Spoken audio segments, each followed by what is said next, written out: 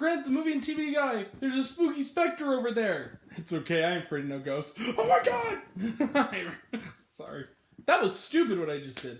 Hi everyone, you see the shirt, you know what we were talking about. I'm Grant, the movie and TV guy, movies and TV is what you hear, and today we are talking about Ghostbusters Afterlife. Finally, we're talking about Ghostbusters Afterlife. I feel like I'm similar to a lot of movies that are big blockbusters that get an earlier international release. I feel like I'm like the last person on Earth who has talked about this movie now, even though it doesn't technically come out till tomorrow. So Ghostbusters Afterlife.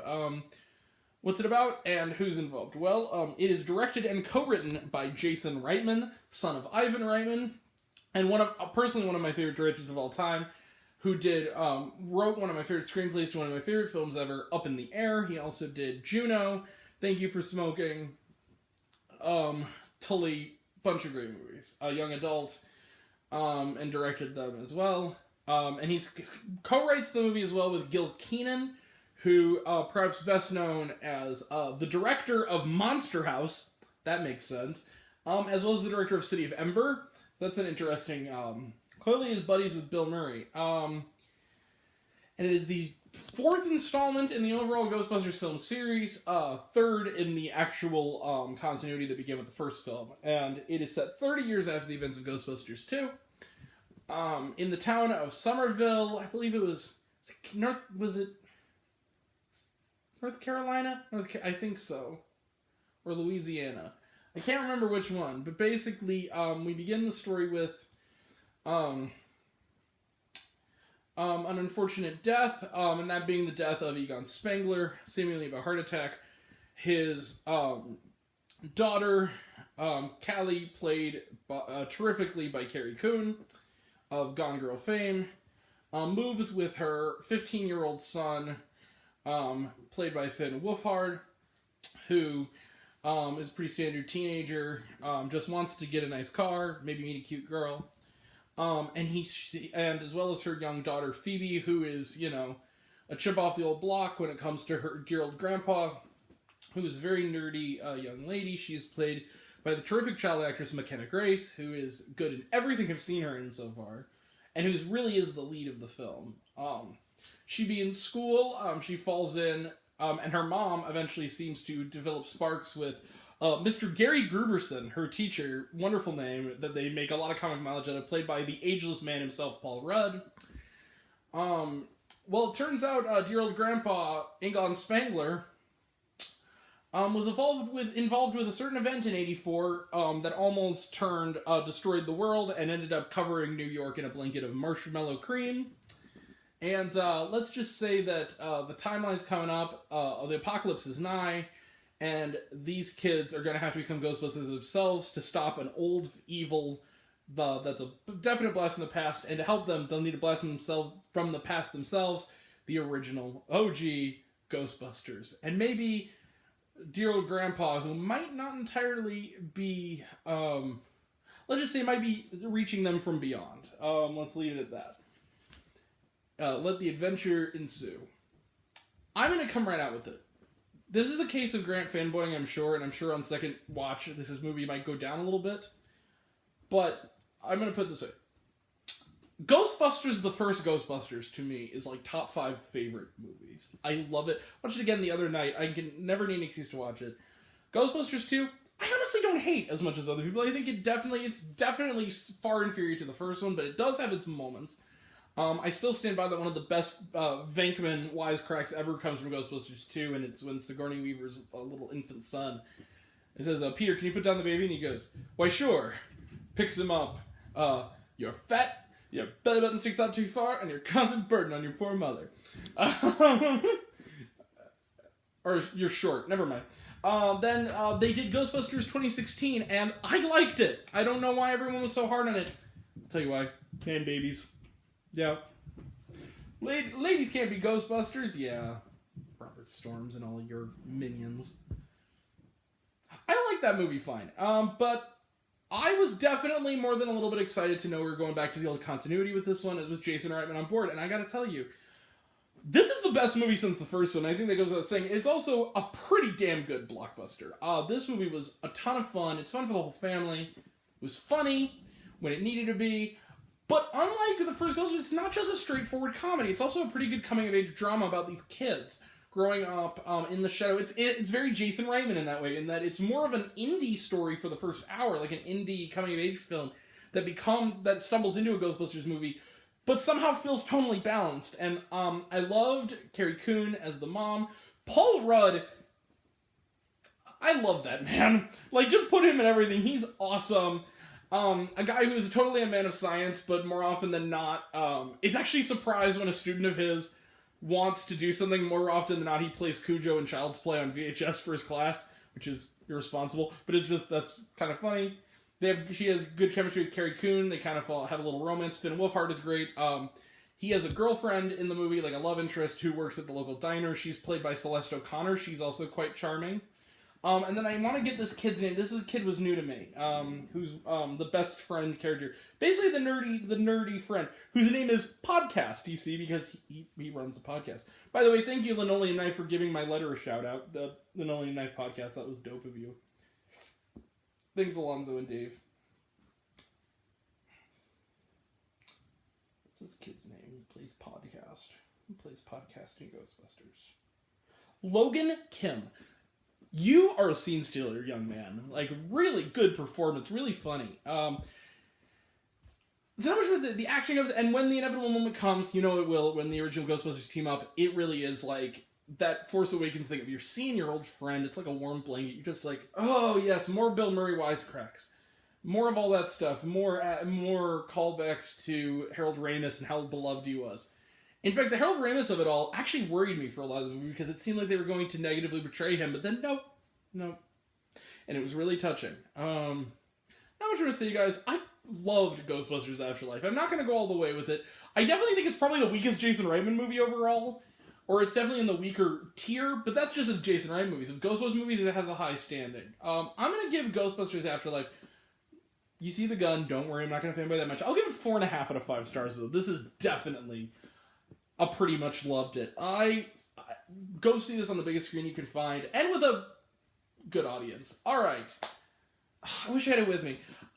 I also got, because AMC Theaters is doing a promotion for today, I think it's over now, where for $36, which also had some birthday, I got some gift cards from some family members. I got, it's an Ecto-1 popcorn holder that lights up and everything. It's like in a box. They had to box it. So that was pretty dope. Alright, 4.5 out of 5 stars for Ghostbusters Afterlife, says the book on it. Because I got some stuff to do before I can go to bed tonight and start Cowboy Bebop for you all. So, trailer trash, let's talk trailer trash. We actually have a little more than just the main segments tonight, so we'll blow through these. Scream, real out of place. It was a trailer, but it was Scream. It was kind of like, starts out as a trailer, and then we had so much fun making this. It was one of those little featurette ones. I'm excited. Kind of out of place in Ghostbusters, though. American Underdog. I can't wait for this. This is a new trailer for it. One of my favorite memories of me and my dad was watching them win the Super Bowl in, I believe, 2000. Fantastic. Apparently they're doing early screenings. I will try to get a ticket for one of those. Kurt Warner introduced this thing himself as Zachary Levi. It was pretty awesome. Can't wait for that one. Sing 2. I'm seeing it Saturday of Thanksgiving weekend, a month early. I am going to a very advanced screening of that Sing 2. So hopefully, barring an embargo, we will have a very early review for that before its Christmas release date. The King looks good. The King's Man looks like fun. Can't wait for it, coming out Christmas week. Encanto, I'm going to be to meet my little nephew for the first time. I might try to see if he wants to go see it with me. With his mom. That could be fun. For Thanksgiving. Morbius. White meat, dark meat, all will be carved. Thanksgiving. That's going to be my Thanksgiving review, by the way, on Letterboxd. I should let you know is the Thanksgiving segment from Grindhouse. Absolutely. Make that a real movie, Eli Roth. Come on. Encanto looks good. Morbius, new trailer, looks like fun. The Matrix Resurrections, talked about it, looks like fun. West Side Story, it's officially in IMAX, can't wait for it. Last one's big. Spider-Man No Way Home. The second one. I went with a friend of mine, childhood friend of mine, to this movie tonight. His eyes lit up when that trailer came on. I don't think he knew. He was like the only person on Earth who didn't know that Alfred Molina was in it, so he was really excited. Cannot wait. Let's go. Alright, and was there shawarma? Yes, there was. I'm not going to say what it is because it's a spoiler, but during and after the credits, stick around to the bitter end. Really good post-credits there. Especially if you're a Ghostbusters fan, the mid-credits in particular. the best member berry in the movie. All right. A lot of member berries in this. That was one of the best ones. All right. And then we're also leading to our third segment. That's right.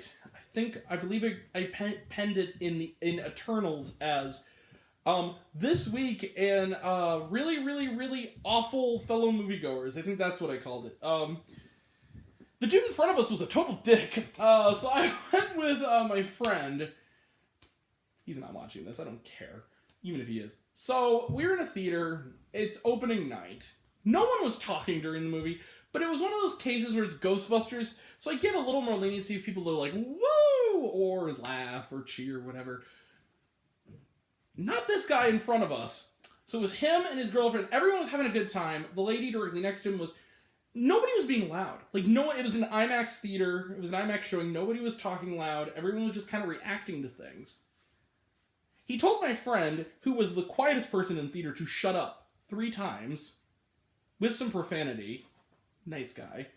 Also, my friend is also like almost 7 foot tall, but he's like the nicest dude ever, and he's like the most conservative, nice dude I've ever. He didn't even notice. He was just in the movie, which is good for him. I did. The lady next to him, having a really good time, telling her to shut up. And even his date, he was shushing and giving the stink eye to. It's like, who the F are you, dude? What are you doing at this screening tonight when it's going to be the opening night goes, and why are you going in at like. No one's talking either. It's like when people were going, like, laughing at when something was funny or going, woo, and they shut up. Hey, shut up!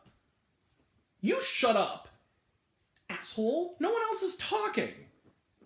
But you.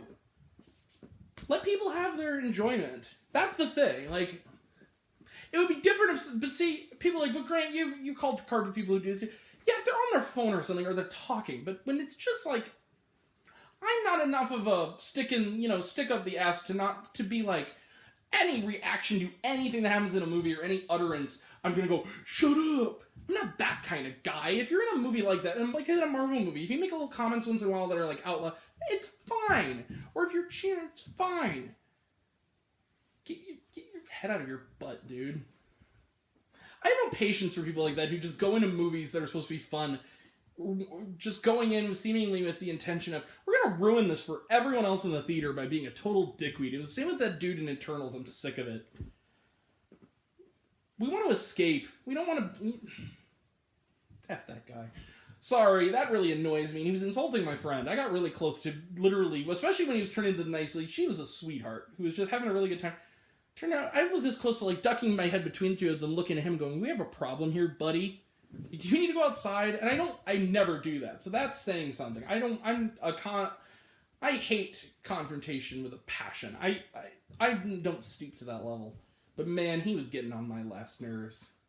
Who are you, buddy? Like a male Karen. Like, don't ruin it for everyone else. Screw that guy. Anyway, no, respectful, Grant, but it grinds my gears. Alright. We will be back tomorrow. Tomorrow or Saturday with Cowboy Bebop. We'll also be talking, God willing, this week sometime, Tick Tick Boom. If not, we'll get to it very soon. Monday we got King Richard, and then Thanksgiving we have all the things. At least Belfast and at least The Sing 2. Probably Resident Evil, Welcome to Raccoon City, Encanto, and House of Gucci as well. That'll all be next time. And The Beatles Get Back.